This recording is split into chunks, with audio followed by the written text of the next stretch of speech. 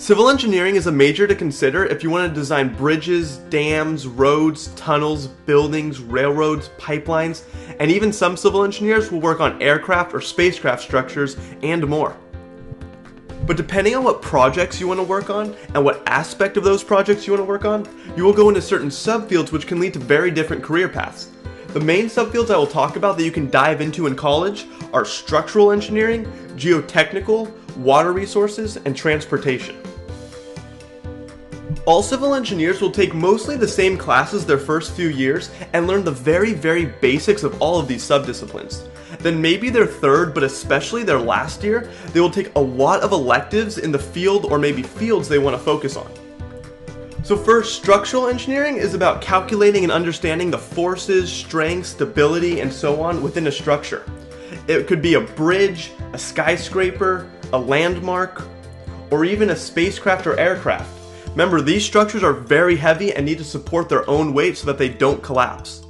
Now this subfield is the most math intensive and has lots of physics. All civil engineers will take a class called statics, which is all about the forces and systems that are not moving.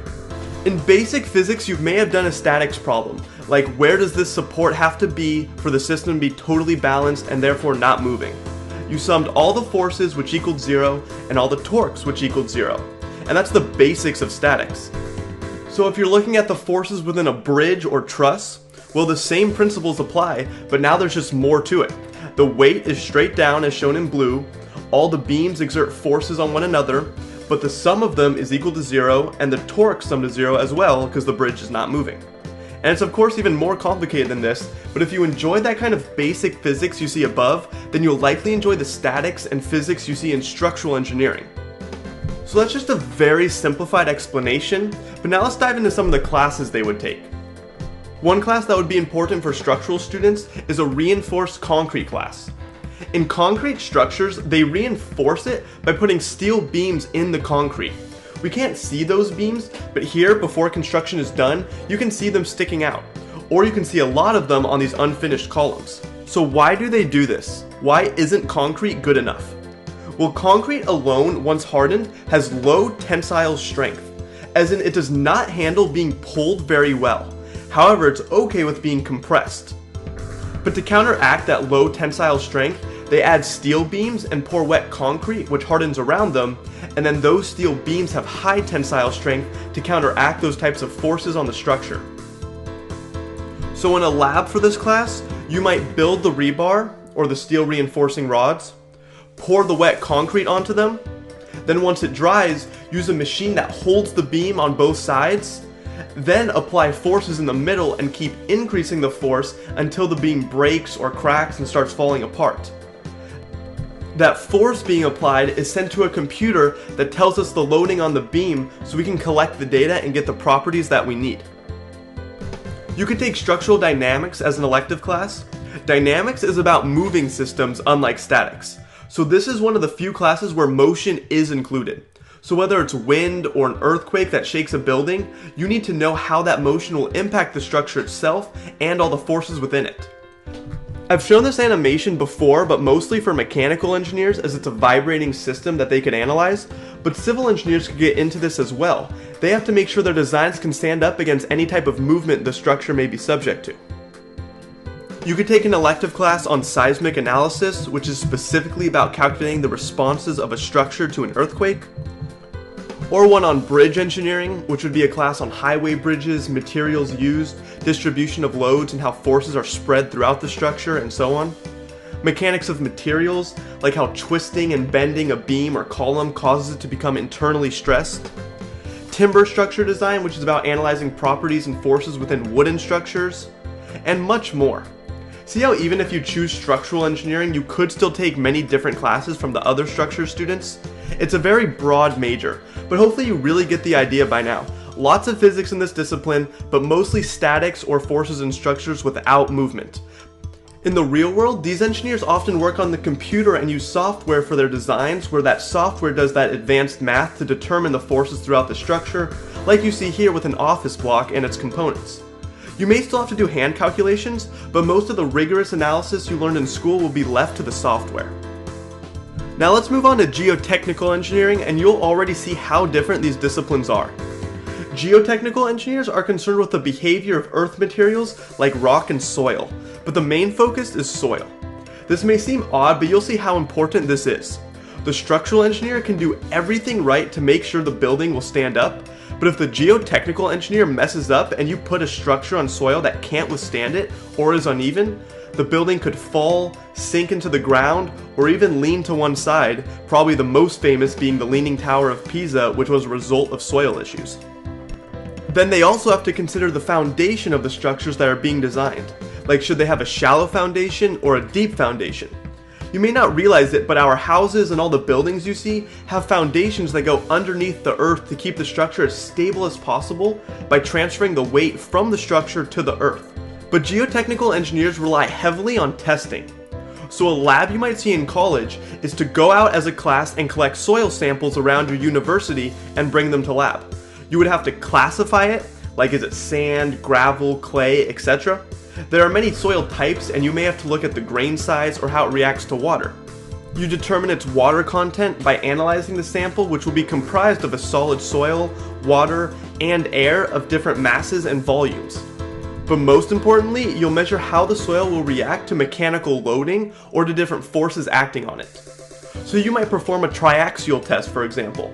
Too complicated to explain for this video, but essentially you put the soil in an enclosed area and apply a force or load to the top, which pushes down on the soil. Then pressure sensors measure the pressure at different points to see how the soil is being affected. If you imagine a square sample of soil and you add a force to the top, the soil can fail along some weak plane. Basically, the weight overpowers the friction holding the soil particles together, and the soil will start to slide, which is known as shear failure. Its ability to stand up to this is known as shear strength, which is one thing that the triaxial test on the left tests for. And this leads us to what a career in geotechnical engineering could be like. You might be the person who goes out to the field where a structure is going to be built and collects soil samples all around the area for testing. Or you could do testing at the field. One of the most used tests right now in this field is cone penetration testing, where a large truck goes out to the field which has all this equipment on it, and a cone is pushed into the soil, and the pressure will be monitored by a computer on the truck as it moves through the soil into the earth. Based on the pressure, you can analyze the soil mechanical properties. Or maybe you could work in a lab where you would do the testing on the soil after it's been collected, like I showed with the triaxial test. Or maybe you could work on the computer and input the different types of soil from the various locations at the site, so you can digitally lay out the area that the structure will rest on. So you could be in the field, in the lab, or on the computer. Your elective classes could include geotechnical earthquake engineering, which would be like learning the dynamic behavior of soil as opposed to the structure itself. Then slope stability analysis and how to safely design structures on slopes. An example would be an embankment dam. Analysis of deep foundations, where the structure goes deep into the earth for a stronger support, like for skyscrapers. And of course, there are many more classes. Now let's move on to water resources engineering. This is about the design of systems to manage human water resources. They can work on a water treatment facility, designing dams, pipelines, channels, canals, and so on. Maybe you have to design a storm drain system in the event of a large storm. Where is all the water going to go, and how will you get it to the ocean efficiently? Or you could design a canal, which is an artificial waterway to transport water for irrigation, or it can be used for ships and boats. Or you could design a culvert that will allow water to flow under a road or trail or some other obstruction. Elective classes you could take include coastal hydraulics, where you learn about ocean wave propagation, submerged pipelines, seawalls to protect human habitation, and so on. Or open channel hydraulics, which is about fluid flow in an open channel as opposed to a closed channel or pipeline. And last is transportation engineering. This is about safe and efficient movement of goods and people. These are the engineers who design streets, roads, highways, railroads, public transportation systems, and even airports. So maybe this engineer has to look at the kind of demand from a new development, whether it's a new stadium in your city, all the way to a new grocery store in a new location. This is going to cause new types of traffic throughout the area. The engineers would try to optimize how the new development impacts existing traffic. They would look at data from other similar places to see what kind of traffic they get, then try to make improvements where possible. It could be simple like adding a bus stop in the nearby area, all the way to expanding the roadway to allow for more traffic. They could work on the geometrics of the roadway, such as what radius of curvature does an off-ramp have to be for a car going 55 miles per hour so the tires won't slip. Or if they're going up an incline, the driver needs to see far enough ahead of them to stop if there's a sudden obstacle. Or what do the cross sections of a freeway need to be for the lanes and the shoulders to accommodate the amount of traffic that's expected? Or let's say a highway interchange is being designed. A structural engineer would make it stable and design the structure itself, but the transportation engineer would determine maybe how many lanes are needed for the interchange based on traffic, or how the merging should happen to maximize safety. They make sure that the layout is designed to maximize traffic flow and safety rather than the physics of the structure itself. Often these engineers evaluate potential improvements to cities in terms of transportation rather than create a totally new design. As in, you probably haven't had many new highways put into your city in the last few years, but there's probably been plenty of construction, whether it be adding an express lane or a bike lane, etc. So they might not create a new bus transportation system, but they may optimize the existing one. Maybe they take data from how many people get on the bus, how long the bus takes to complete its route, how long people are waiting for the bus, and so on to optimize the route, the amount of stops, and more. Your career will also likely involve a good amount of computer work. You might have to create a layout of the new lane, off-ramp, bridge, or whatever you're designing on AutoCAD, which is a very important software for civil engineers. Or you could use software to analyze and simulate traffic. You could actually lay out the roadway of a city and use collected data of traffic during different times of the day and simulate new additions. Like you could add in a stoplight somewhere and see what the new traffic would be like. Or you can make a minor change, like make a certain stoplight stay green for just a few seconds longer and see how it affects traffic on those streets. And just note, this is not a very math-heavy field. In fact, it's probably the least math-intensive of the 4 subdisciplines I've talked about. It's more about taking data and analyzing it. Even when I talked about the radius of curvature and how fast someone should be going, you won't use the coefficient of friction and do circular motion physics or anything like that. You use even simpler equations to get what you need. Now that's all the main subdisciplines of this major, but there are some final thoughts I want to include. If you're watching all this and are more interested in the artistic aspect of building and structure designs, then architecture will be better for you. Architects deal more with the floor plans, spatial concerns, and the shape and design of the buildings. They have to have an understanding of structures and physics, but not quite as much as a structural engineer.